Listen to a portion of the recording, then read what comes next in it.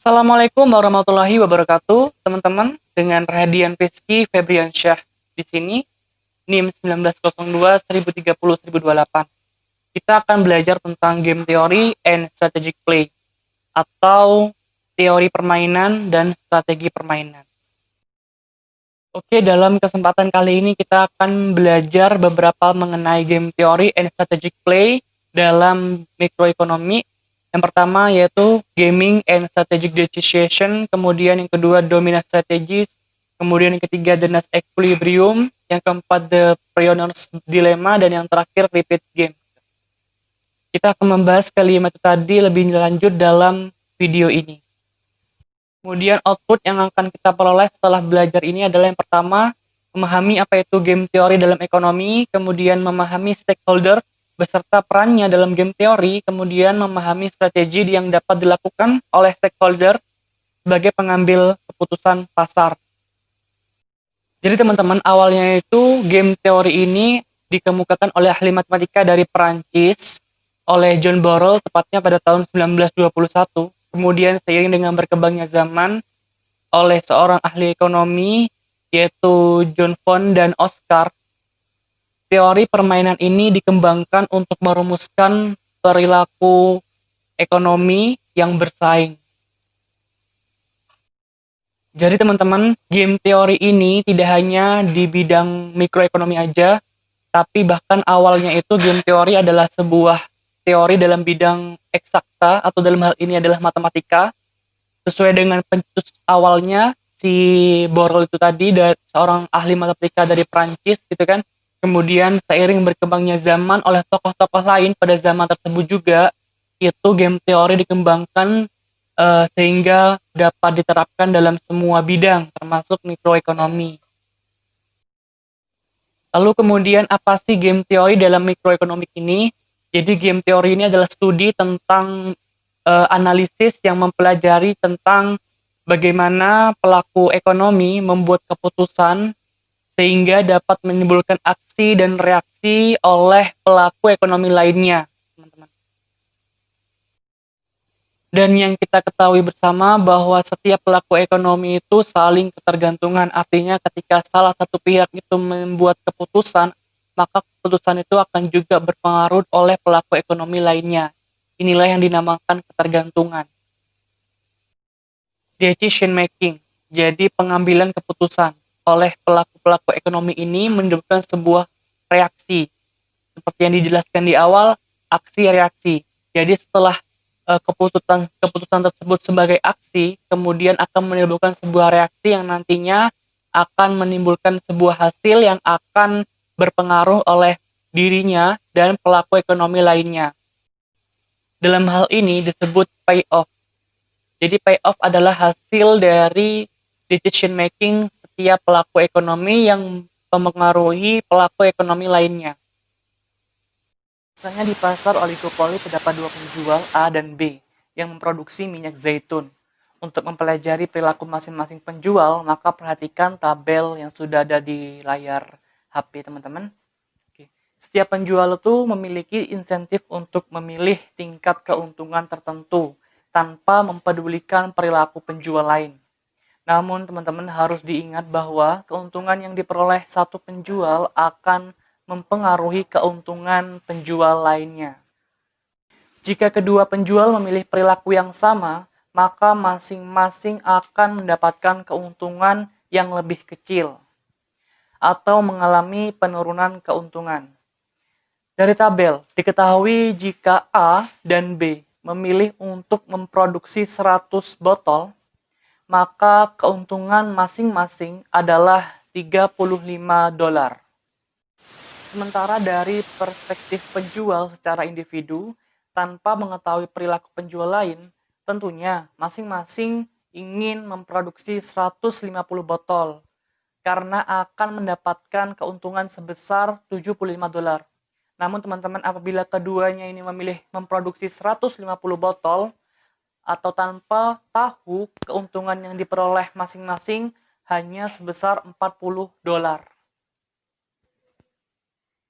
Apakah teman-teman sudah ada gambaran tentang game teori?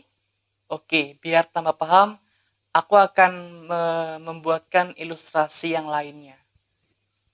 Mobil seperti Honda dan Toyota itu selalu bersaing untuk memasuki pasar yang berkembang di seluruh dunia. Tapi, mereka tuh harus memikirkan strategi untuk mensiasati pertumbuhan permintaan ketika mereka membuat keputusan untuk menambah kapasitas produksi ke pasar manapun. Misalnya, pada akhir tahun 1990-an, Honda dan Toyota itu harus memutuskan apakah akan membangun mobil baru atau tidak di Amerika. Dengan menambah kapasitas produksi, setiap perusahaan dapat menjual lebih banyak mobil di Amerika Serikat, tepatnya atau di Kanada.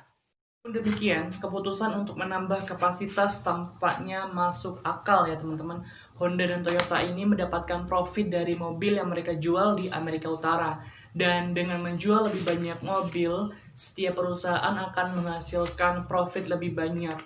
Tetapi karena permintaan di pasar mobil-mobil Amerika Utara tidak tumbuh dengan cepat, keputusan kedua perusahaan ini untuk membangun pabrik baru atau dalam hal ini meningkatkan kapasitas produksi gitu kan, itu mungkin akan membuat harga pada model yang bersaing, misalnya itu Honda Civic dan Toyota Corolla, itu lebih rendah teman-teman daripada harga mobil yang seharusnya. Dan tampaknya ketika kedua perusahaan ini memutuskan untuk menambah kapasitas produksi, keduanya akan rugi. Sehingga diperlukan strategi sebelum membuat keputusan tersebut. Gambaran tersebut merupakan kajian yang mempelajari interaksi pelaku ekonomi dalam mengambil keputusan yang optimal berdasarkan aksi dan reaksi antar pelaku ekonomi tersebut. Dalam dunia nyata bahwa pengambilan keputusan suatu pelaku ekonomi tidak hanya didasari oleh perilaku diri sendiri, melainkan juga dipengaruhi oleh perilaku agen-agen yang lain dalam perekonomian. Agen-agen di sini yang dimaksud adalah pelaku ekonomi yang lain. Baiklah teman-teman, apakah gambaran teman-teman tentang game teori ini sudah baik gitu kan, sudah ada gini? Oke, selanjutnya kita akan mempelajari yang pertama, yaitu gaming and strategic decision. Atau dalam hal ini adalah permainan dasar dan keputusan strategis dari pelaku ekonomi.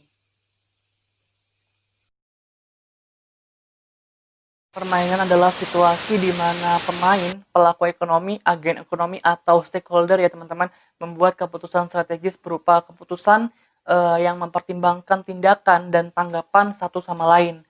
Contoh permainan ini mencakup perusahaan-perusahaan yang bersaing dengan satu sama lainnya dalam penetapan harga, atau sekelompok konsumen yang saling menawar di pelelangan untuk sebuah karya seni misalnya. Kemudian untuk pemenang lelang ini adalah konsumen surplus. Surplusnya yaitu nilai karya seninya itu lebih sedikit daripada jumlah yang harus dia bayar. Tujuan utama dari permainan adalah menentukan strategi optimal untuk setiap pemain. Jadi strategi ini adalah aturan atau rencana untuk bermain ya teman-teman, dalam kegiatan ekonomi dan pasar tentunya. Permainan game ekonomi yang dimainkan perusahaan-perusahaan dapat bersifat kooperatif atau tidak kooperatif. Dalam permainan kooperatif, para pemain dapat menegosiasikan kontrak yang mengikat yang memungkinkan mereka untuk merencanakan strategi bersama. Permainan yang tidak kooperatif, negosiasi dan penegakan kontrak yang mengikat tidak mungkin terjadi ya teman-teman. Contohnya permainan kooperatif adalah permainan yang melibatkan perusahaan Toyota dan Honda, yang seperti pembahasan kita tadi sebelumnya, yang menegosiasikan investasi gabungan untuk mengembangkan teknologi baru misalnya, dengan asumsi bahwa kedua perusahaan tidak akan memiliki cukup pengetahuan untuk berhasil sendiri. Dalam hal ini Toyota dan Honda itu bekerja sama misalnya dalam portal berita saya baca mereka ini membuat listrik portable teman-teman, sebagaimana yang ada pada gambar yang ada di layar teman-teman.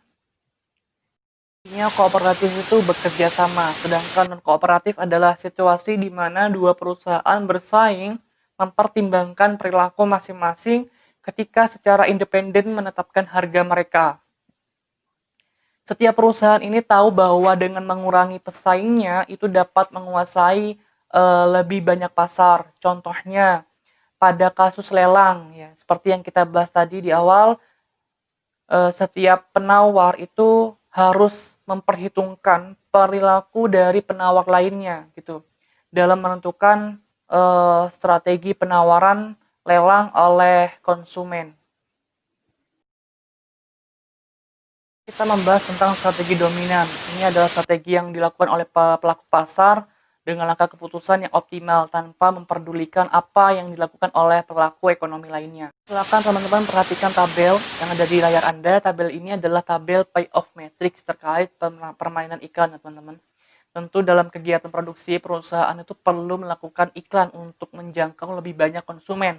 Tabel yang berikut ini adalah menjadi representasi visual dari sebuah kemungkinan hasil yang dapat terjadi ketika perusahaan A dan B harus membuat keputusan strategis terkait advertisement atau periklanan. Berikut dalam pasar duopoli, misalkan perusahaan A dan B akan melakukan iklan, teman-teman. Angka pertama dalam setiap sel itu adalah hasil dari perusahaan A, dan yang kedua sebelahnya itu adalah hasil dari perusahaan B. Coba amati bahwa jika kedua perusahaan ini mengiklankan perusahaan A akan mendapatkan keuntungan 10 dan perusahaan B dengan keuntungan 5. Jika perusahaan A melakukan iklan dan perusahaan B tidak, maka perusahaan A akan mendapatkan 15 dan B 0. Dengan demikian, iklan adalah strategi dominan untuk perusahaan A, sedangkan perusahaan B itu melakukan yang terbaik dengan iklan dan tidak peduli apa yang dilakukan oleh perusahaan A. Dalam hal ini, teman-teman, setiap strategi optimal pemain dapat ditentukan tanpa mengkhawatirkan tindakan pemain lainnya. Selanjutnya, yang ketiga, kita akan membahas tentang Nash equilibrium atau keseimbangan Nash. Teori Nash equilibrium adalah konsep solusi menggunakan serangkaian strategi dalam negosiasi yang melibatkan dua pihak atau lebih, di mana masing-masingnya ini nanti pihak diasumsikan telah mengetahui strategi lawan, teman-teman. Dan masing-masing pihak hanya dapat memperoleh keuntungan dengan mengubah strateginya sendiri gitu. Bila pihak yang terlibat ini lebih dari dua misalnya, maka masing-masing pihak dapat mempertimbangkan alasan rasional dengan cara membentuk koalisi dengan pihak lain. Jadi teman-teman, ketika kita buat perbedaan antara dominan strategi dengan Nash equilibrium, kita akan coba susun dengan kalimat aktif gitu ya, agar teman-teman semakin jelas gambarannya antara perbedaan dominan strategi dengan Nash equilibrium. Dominan, saya melakukan yang terbaik, saya tidak peduli apa yang Anda lakukan, dan kau melakukan yang terbaik, tak peduli apa yang aku lakukan gitu. Kalau Nash equilibrium, aku melakukan yang terbaik yang bisa aku berikan terhadap apa yang kamu lakukan. Ya, paham? Jadi, dan kau melakukan yang terbaik yang kau bisa berikan terhadap apa yang kulakukan. Gitu. Kurang lebih seperti itu, teman-teman. Oke, selanjutnya kita akan membahas tentang the product choice problem atau terkait dengan pilihan produk. Teman-teman lihat tabel yang sudah ada di layar teman-teman. Oke, teman-teman coba lihat tabel yang sudah ada di layar teman-teman. Di situ ada film 1 dan film 2. Dan di sini untuk produk cerealnya ada yang crispy, ada juga yang sweet. Crispy ini yang renyah dan sweet ini yang manis, teman-teman. Oke, kita misalkan film 1 adalah perusahaan Coco Crunch, kemudian untuk yang film 2 adalah perusahaan The Star misalnya. Kemudian untuk Coco Crunch ini ketika dia membuat produk yang rasanya crispy, kemudian untuk yang The Star ini membuat crispy juga, maka di sini memperoleh hasil minus 5, minus 5, di mana minus 5 yang sebelah kiri itu adalah milik Coco Crunch, sedangkan yang sebelah kanan adalah milik The Star gitu. Kemudian ketika si perusahaan Coco Crunch ini membuat produk sereal yang rasanya manis, kemudian untuk yang The Star ini membuat sereal yang asin atau renyah gitu kan, maka poin yang didapatkan atau hasilnya atau payoff-nya itu 10,10 teman-teman. Oke, selanjutnya kita membahas yang keempat, yaitu tentang The Prisoner's Dilemma atau dilema para tahanan. Inilah The Prisoner's Dilemma atau dilema para tahanan gitu. Jadi para ahli ekonomi itu menganalogikan bahwa dalam pelaku ekonomi dalam pasar itu sama seperti dengan dilema para tahanan gitu. Artinya bahwa pelaku ekonomi satu dengan pelaku ekonomi lainnya itu merasakan sebuah dilema karena ketidaktahuan mereka satu sama lain terkait strategi dominan atau strategi optimal yang akan diambil oleh masing-masingnya gitu teman-teman. Oke teman-teman, terima kasih sudah nonton video ini dan kita sudah sama-sama belajar tentang game teori dan strategic play dalam mikroekonomik teman-teman. Oke, wassalamualaikum warahmatullahi wabarakatuh.